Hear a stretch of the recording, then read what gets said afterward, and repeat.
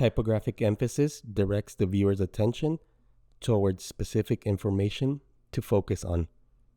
In this video, I will show you how to achieve emphasis using weight.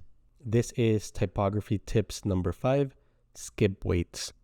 The key difference between fine art and graphic design is the explicit message that a viewer receives. When designing, the message should be clear and not confusing. One effective way to achieve this clarity is by strategically selecting font weights to emphasize the message.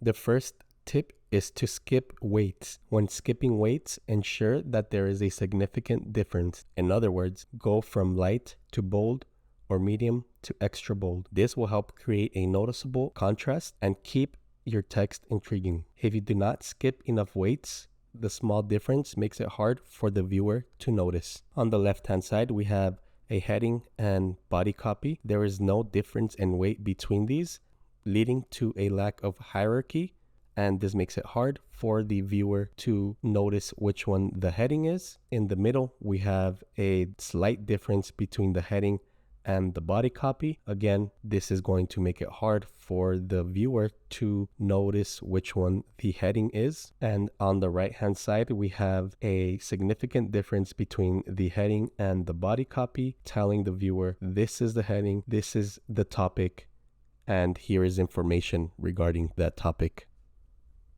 The second tip is to keep it in the family. A simple way to achieve emphasis is by using contrasting weights within the same family. By combining different weights without changing point size, the designer can direct the viewer's attention. In other words, you don't need to go out and search for different typefaces. You can use one typeface, such as Futura, which contains different versions of the weight, and use one typeface for your headings, for your body copy, etc.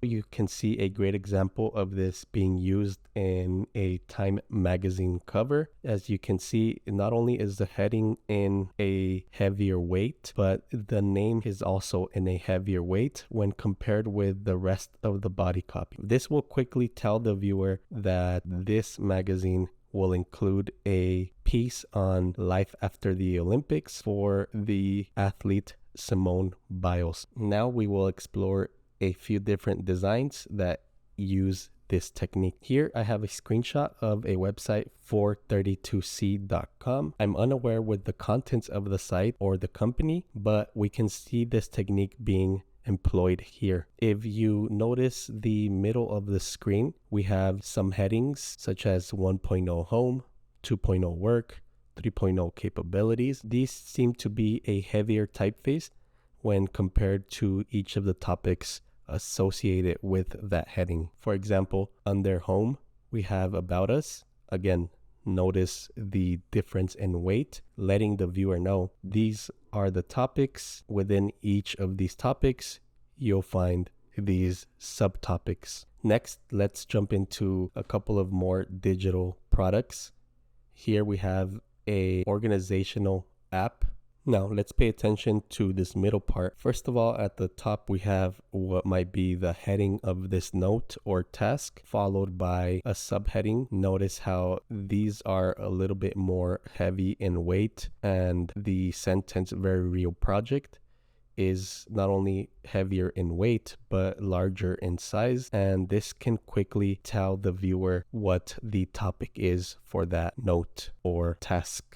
On the right-hand side, we have a cover for a podcast. Now, let's pay attention to the Joni Mitchell story text. Notice how the name Joni Mitchell is a heavier weight than the text around it, and this can quickly let the viewer know this specific episode it will be about Joni Mitchell. Let's move on to a logo design that employs this technique. This is Cardiff Metropolitan University. Take a look at the name Cardiff. It is a heavier weight when compared with the rest of the name Metropolitan University, quickly letting the viewer know this specific university is located in this specific place. Let's move on to some physical media. Here we have a CD of the Gorillaz album titled The Fall. Let's take a look at the left-hand side. Take a look at the name Gorillaz. Not only is it larger in size, but it's also heavier when compared to the name of the album, The Fall, letting the viewer know the Gorillaz were the artists for this specific album or record. Where I really want to focus on is in the actual CD or in the back of the CD. Take a look at how each track number is heavier in weight when compared to the title of that track. This can quickly tell the viewer how many tracks there are, and it can then tell the viewer the names of these tracks. I think they use this technique beautifully here.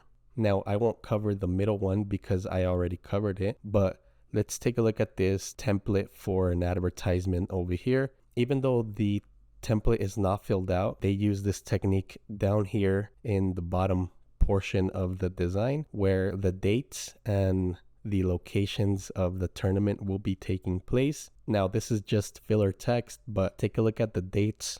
They are a little bit heavier when compared to the location and the street, and this can quickly tell the viewer what dates these tournaments will be taking place. Now, I think that they could have used this technique up here as well, but that's another story. We're going to jump to the right hand side of the screen here. Here we have a book called What's Out There. Take a look at the middle of the title. The word out is heavier compared to the rest of the title, letting the viewer know this might be about outer space, especially when combined with the image. As I was getting ready to record this video, I took a little break and I started watching some movies, and I came across the cover for the Bourne Identity series of movies, and I was surprised to find that they used this technique throughout different films, starting way back with the Bourne Identity. Take a look at the word Bourne. It's a little bit heavier in weight. The Bourne Supremacy uses the same technique. The Bourne Ultimatum continues it. The Bourne Legacy, now here they switched it up a little bit more where the Legacy is in a heavier typeface, and I think that's just because the actors changed. But back to the last one, in Jason Bourne, we have the word Bourne, which is heavier in weight. Now they use this technique throughout, which I think is pretty neat. And once again, letting the viewer know, hey, this is about the Bourne character, which has become a staple in this genre of films. I ended up watching the movie Ocean's 11, and I was surprised that the end credits of this movie use this technique. Now let's go ahead and watch the video so we can see this technique in action. As you can see here, parts of the names are heavier in weight. Notice how the names have no spacing between them, yet the heavier weight allows the reader to differentiate. And that's it for this video. Here are my sources. I hope you enjoyed this video. Please follow me on Instagram, like, subscribe, and share.